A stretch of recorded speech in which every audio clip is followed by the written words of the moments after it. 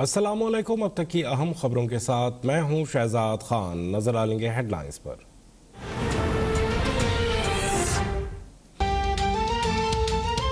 मुल्क में ओमिक्रॉन के बायस कोरोना की नई लहर का खतरा। आज से मुल्क भर में 30 साल या उससे जायद उम्र के शहरियों को कोरोना की बूस्टर डोज लगवाने की इजाज़त। NCOC के मुताबिक बूस्टर डोज आखिरी खुराक से 6 माह के वक्फे के बाद लगाई जाएगी। आवाम से मास्क का इस्तेमाल यकीनी बनाने की अपील।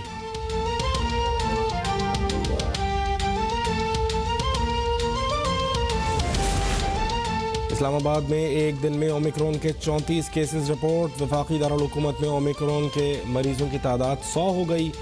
गुलशन इकबाल कराची में ओमिक्रॉन के केसेस के बाद स्मार्ट लॉकडाउन पर अमल दरामद न हो सका। मुल्क भर में कोरोना से मजीद 8 अफराद जाँ बहक। 594 नए केसेस रिपोर्ट।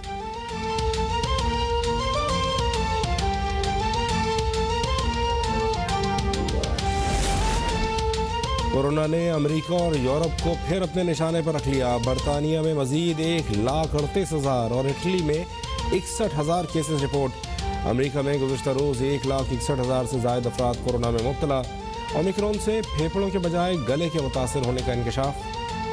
शहबाज शरीफ साहब जो हैं वो वहाँ पे एफिडेविट दे के तो कभी हमें एक चीज़ के ऊपर भाषण दे रहे हैं, कभी दूसरे पे भाषण दे रहे हैं। असूली तौर के ऊपर तो हाई कोर्ट को आज खुद नोटिस लेके शहबाज शरीफ को बुलाना चाहिए था। अगर हाई कोर्ट ये नहीं चुके कर रही तो मजबूरी में अब हमें इसमें पार्टी बनना पड़ेगा। हुकूमत का शहबाज शरीफ के खिलाफ लाहौर हाई कोर्ट जाने का ऐलान। वज़ीर इत्तलात फवाद चौधरी ने कहा सदर नून लीग ने नवाज शरीफ की 4 हफ्ते में वापसी की जमानत दी थी। जाली हल्फनामा जमा कराने पर अटॉर्नी जनरल को कार्रवाई की हिदायत कर दी है।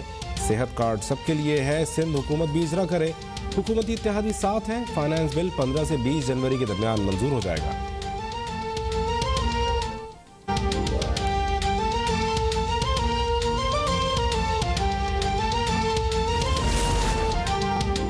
मुल्क महंगाई के तूफान में गर्क हो गया, लेकिन हुक्मरानों के आसाब पर सिर्फ नवाज शरीफ सवार हैं।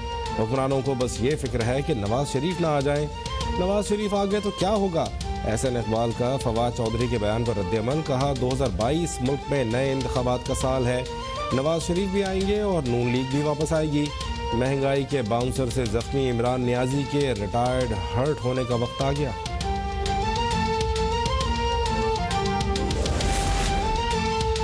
शहबाज शरीफ पर कोई इल्ज़ाम साबित नहीं हो सका तो हुकूमत घटिया हरकतों पर उतर आई।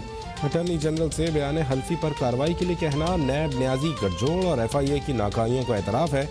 तर्जुमान नून लीग मरियम औरंगजेब का जवाब। कहा अटॉर्नी जनरल को आटा, चीनी, बिजली, गैस और दवा चोरों के खिलाफ कार्रवाई का हुक्म दिया जाए। ATMs, माफियाज और कार्टेल्स के खिलाफ एक्शन लिया जाए।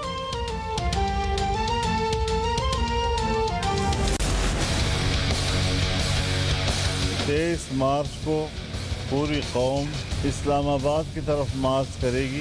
मरकजी कायदीन की जिम्मेदारी करार दी गई थी। पंजाब में जनाब मियां शहबाज शरीफ साहब सुबह पंजाब की PDM क़यादत को बुलाएंगे। 23 मार्च को शुरू होने वाला मार्च सेलेक्टेड हुकूमत की रुखसती कर देगा। सरबरा PDM मौलाना फजलुर रहमान का दावा। कहा खैबर पख्तूनख्वा में हमारी फतह पूरी अपोजिशन की फतह है। आइंदा PTI का इससे भी बुरा हशर होगा। सेलेक्टेड हुक्मरानों ने स्टेट बैंक को भी IMF के हवाले करने का प्लान बना लिया।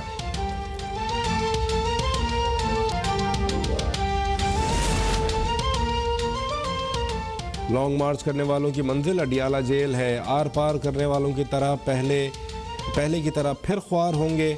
वज़ीर ममलिकत फारूक हबीब की पेशगोई। कहा नवाज शरीफ, आसिफ जरदारी और फजलुर रहमान ने माफियाज का ग्रुप बना रखा है। फजलुर रहमान का अपना बेटा असेंबली से मुस्ताफ़ी नहीं हो रहा तो और कौन इस्तीफ़ा देगा? नैब पहली बार उन लोगों को कटहरे में लाया जिनको कोई पूछ भी नहीं सकता था।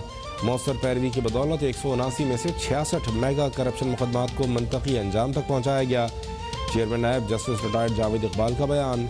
नैब अफसरान को करप्शन के खिलाफ कोशिशें बढ़ाने की हिदायत।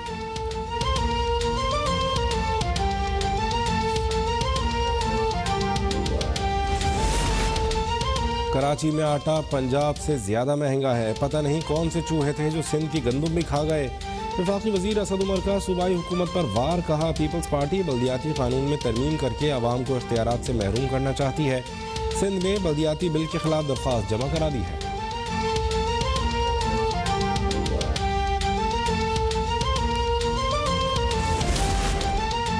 सिंध हुकूमत ने गंदम चोरी करने वाले चूहों को पकड़ा, लेकिन एक चूहा कोरोना फंड के 40 अरब रुपए खा गया और LNG की खरीदारी के 600 अरब रुपए भी हड़प कर गया। सईद गनी का असद उमर की प्रेस कॉन्फ्रेंस पर रद्द-ए-अमल, कहा गंदम उसके दौर में चोरी हुई जिसके chief polling agent Imran Khan थे।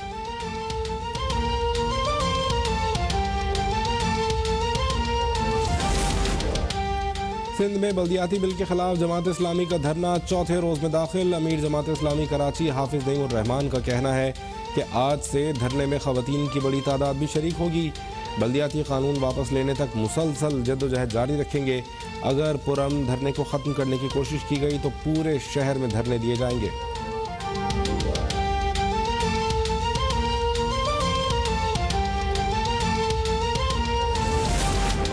अब हमें सिर्फ कराची के लिए नहीं बल्कि पूरे सिंध के बच्चों और नौजवानों के लिए लड़ना होगा।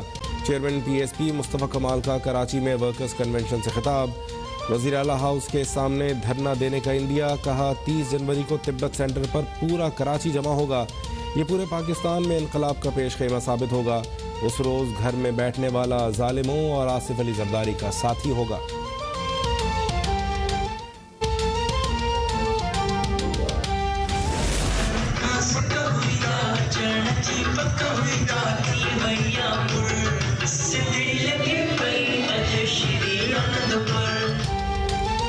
भारतीय यात्रियों के ग्रुप की खैबर पख्तूनख्वा के जिला टेरी कर्क आमद। यात्रियों का मंदिर की तामीर नौ पर हुकूमत पाकिस्तान से इज़हार तशक्कुर। पाकिस्तान में मजहबी मकामात पर मिसाली इंतजाम को भी सराहा।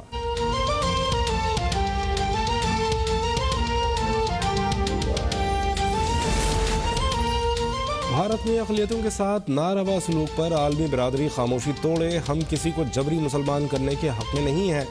मोमिन ख़ुसूसी मौलाना ताहिर अशरफी का लाहौर में सेमिनार से खिताब। सूबाई वज़ीर इंसानी हकूक़ एजाज़ आलम ने कहा आलमी बिरादरी भारतीय फ़ौज के हाथों कश्मीरियों की नस्ल कुशी रुकवाए।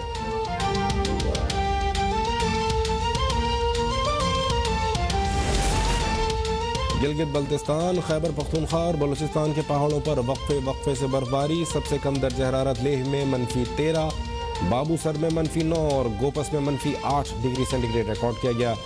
बालाई पंजाब, इस्लामाबाद, गिलगित बल्तिस्तान और कश्मीर में मजीद बारिश और बर्फबारी की पेशगोई। पंजाब के मैदानी इलाकों और बालाई सिंध में धुंध छाई रहेगी।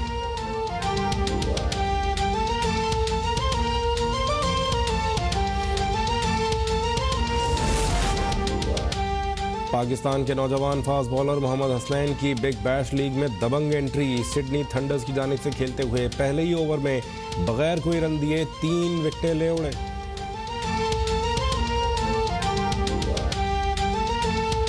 मेरे बेटे ने बहुत अच्छा प्रोग्राम दिता। अल्लाह ताला ਇਹਦੇ ਬੱਚੇ ਵੀ ਸਰਪ੍ਰਾਈਜ਼ ਇਹਨੇ ਬਹੁਤ ਅੱਛਾ ਸਾਨੂੰ ਦਿੱਤਾ। ताला जिस तरह ਦਾ ਸਾਡਾ ਬੱਚਾ ਹੈ ਇਸੇ ਤਰ੍ਹਾਂ ਦਾ ਕੁੱਲ ਦੇ ਬੱਚੇ ਅੱਲਾ ਮੀਆਂ जिस तरह ਇਹਨੇ ਸਾਨੂੰ खुश ਰੱਖਿਆ ਅੱਲਾ सब ਦੇ ਬੱਚੇ ਮਾਂ ਪਿਓ ਨੂੰ खुश रखन। बेटे का वालिदैन को शादी की गोल्डन जुबली पर सरप्राइज। उकाड़ा के अम्मार की जानिब से वालिदैन की शादी की 50वीं सालगिरह पर शाहाना तकरीब का इनेकाद। बहू बेटियों पोतों पोतियों नवासों नवासियों का खूब हल्ला गुल्ला।